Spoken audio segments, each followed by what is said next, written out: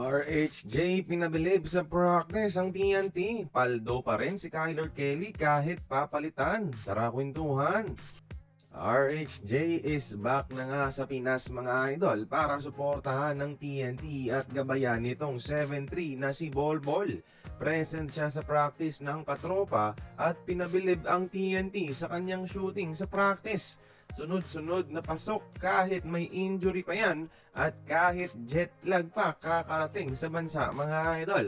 Sana yung pinakita ni RHJ sa practice, yung skills at lalong-lalo na yung attitude, sana ma-inspire si Bolbol dito at gayahin siya mga idol at maglaro ng may effort katulad ni RHJ at maging mabait na rin sa media, no?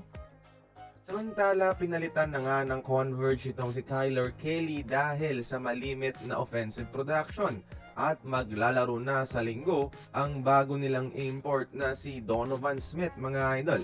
Isang 6'10 na bigating import na mala Jalen Johnson ng Rain or Shine ang galawan at naging former PBA import na rin sa Phoenix last season.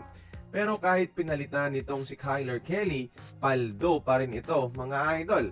Dahil guaranteed nga hanggang May ang kanyang kontrata.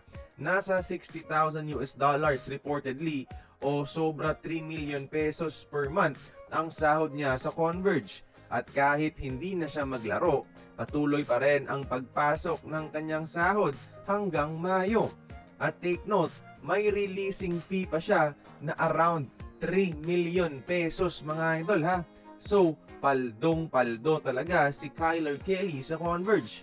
Di pa raw siya uuwi ng Amerika dahil pwede pa siyang i-reactivate ng Converge sa conference kung pangit ang ipapakita nitong si Donovan Smith.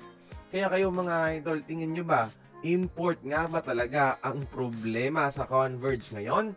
Join the conversation, magkomento lamang sa ibaba.